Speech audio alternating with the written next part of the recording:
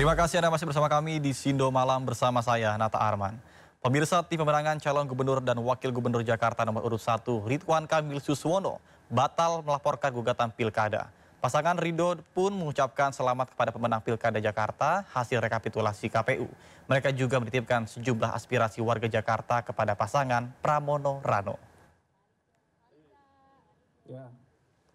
Hari ini pasangan Ridho dengan resmi mengucapkan selamat kepada pemenang pilkada Jakarta pasangan Pramono Rano Karno. Pasangan calon gubernur Jakarta nomor urut 1 ini dipastikan mereka tidak mengajukan gugatan ke Mahkamah Konstitusi atas hasil pilkada Jakarta.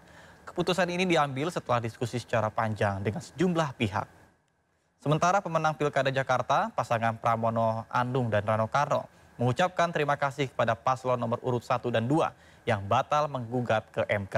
Pramono juga menyampaikan pilkada Jakarta bisa menjadi role model bagi demokrasi di Indonesia. Akhirnya pasangan Ridho memutuskan untuk menerima hasil pilkada Jakarta yang telah ditetapkan oleh KPUD. Dengan begitu kami mengucapkan selamat kepada Mas Pramono Anung dan Bang Rano Karno yang akan memimpin Jakarta di 5 tahun ke depan. Terima kasih untuk kompetisinya yang menjadi pembelajaran. Dan kami mengaturkan terima kasih juga ke Pak Dharma Pongrekun dan Pak Kunwardana yang juga bersama-sama berkompetisi dengan kami. Mudah-mudahan untuk Mas Pram dan Bang Rano bisa amanah memenuhi aspirasi warga Jakarta. Sementara calon gubernur Jakarta nomor urut 3, Pramono Anung yang memperoleh suara tertinggi dalam pemilihan kepala daerah Jakarta mengucapkan terima kasih kepada tim dari pasangan calon nomor urut 1 dan nomor urut 2 yang tidak mengajukan gugatan PHPU ke Mahkamah Konstitusi.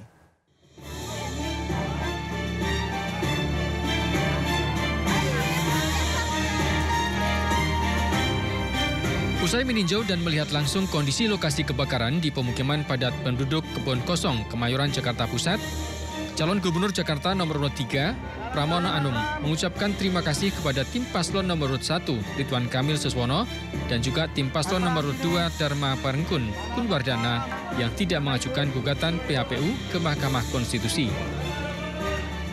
Menurut Pramono, kini saatnya kota Jakarta berbenah, apalagi di tengah kondisi dunia yang tidak baik, diperlukan kestabilan politik di Jakarta. Saya rangkul, saya nggak pernah punya persoalan berarti sama siapapun, sama sekali.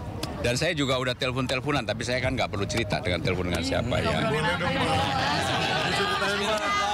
Pokoknya intinya seperti teman-teman ketahui, saya di dalam kampanye selama 3 bulan tidak pernah ada tone negatif dari mulut saya yang keluar.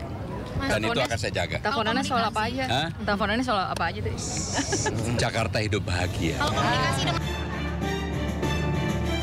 Seperti diketahui, dalam rekapitulasi hasil pemilihan gubernur Jakarta, pasangan nomor urut 3 Pramono Anung Rano Karno meraih suara tertinggi, yakni 2.183.239 suara atau 50,07% dan telah memenuhi syarat memenangkan pilkada Jakarta.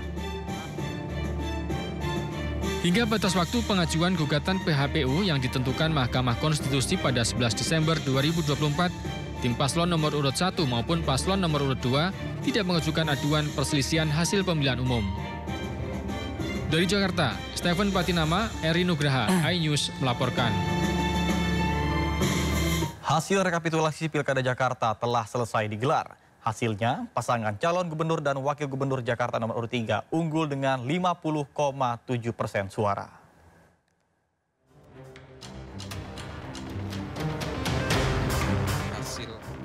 Hasil rekapitulasi Pilkada Jakarta telah selesai digelar. Dalam hasil rekapitulasi suara Pilkada Jakarta, pasangan calon gubernur nomor urut 1 mendapatkan 1.718.160 atau 39,41% suara. Pasangan Dharma Pongrekun Kunwardana mendapatkan 459.230 atau 10,52% suara. Sementara pasangan calon Pramono Anung Rano Karno memimpin dengan 2.183.239 atau 50,7% suara. Di Jakarta Timur, pasangan Pramono Rano unggul dengan 635.170 suara. Sementara pasangan Ridwan Kamil Suswono menempel ketat dengan 535.613 suara. Sementara pasangan Dharma Pongrekun dan Kun Wardana memperoleh 136.935 suara. Sementara di Jakarta Barat, pasangan Pramono Rano kembali ungguli lawan-lawannya dengan 500.738 suara. Paslon nomor urut 1, Ridwan Kamil Suswono, menempel ketat dengan 386.880 suara. Sementara pasangan Dharma Pongrekun Kun Wardana memperoleh suara 190.457 suara. Di Jakarta Selatan, pasangan Pramono Rano unggul dengan perolehan 491.017 suara. Kemudian disusul Ridwan Kamil Suswono 375.391 suara. Dan Dharma Pongrekun Kun Wardana 90.294. Untuk Jakarta Utara, Pramono Anung Rano Karno memperoleh 328.486 suara. Ridwan Kamil Suswono 261.463 suara. Dan Dharma Pongrekun Kun Wardana 77.026 suara.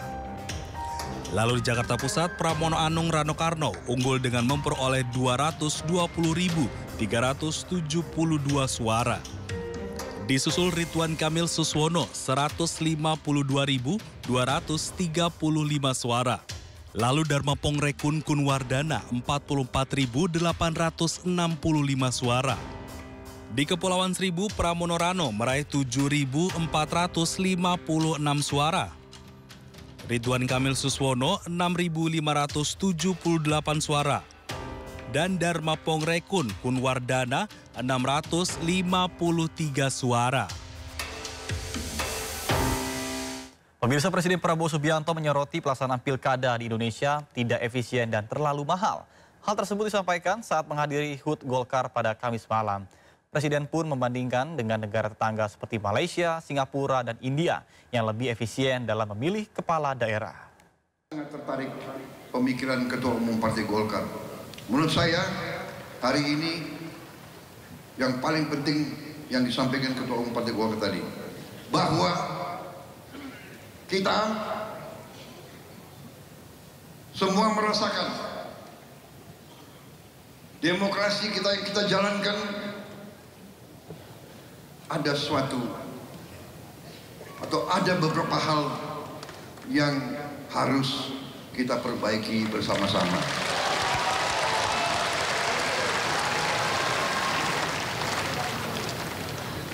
Menurut saya, kita harus perbaiki sistem kita.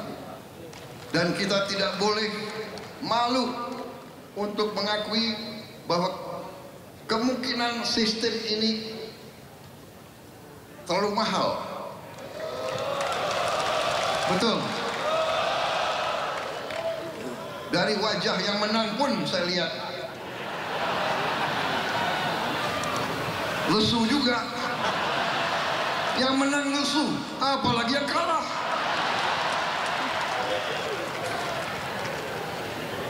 Kita harus berani mengoreksi diri. Karena itu saya hargai bahwa Ketua Umum Saudara itu jeli. Itu saya katakan, beliau ini cerdas. Makanya nanti anak-anak Indonesia harus banyak makan ikan. Kembali ke yang serius ya, ini benar. Ketua Umum Partai Golkar, salah satu partai besar, tapi menyampaikan perlu ada pemikiran memperbaiki sistem. partai politik. Apalagi ada Mbak Puan, kawan-kawan dari PDIP, kawan-kawan partai-partai lain. Mari kita berpikir, mari kita tanya, apa sistem ini berapa puluh triliun habis dalam 1-2 hari dari negara maupun dari tokoh-tokoh politik masing-masing. Ya, saya lihat negara-negara kita, tetangga kita efisien.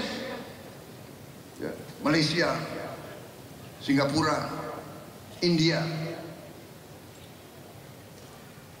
Sekali milih anggota DPRD, sekali milih, ya sudah. DPRD itulah milih gubernur, milih bupati.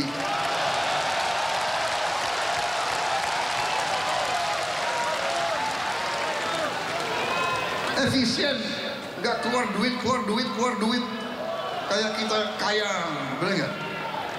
Uang yang bisa beri makan anak-anak kita, uang yang bisa perbaiki sekolah, uang yang bisa perbaiki irigasi, uang yang bisa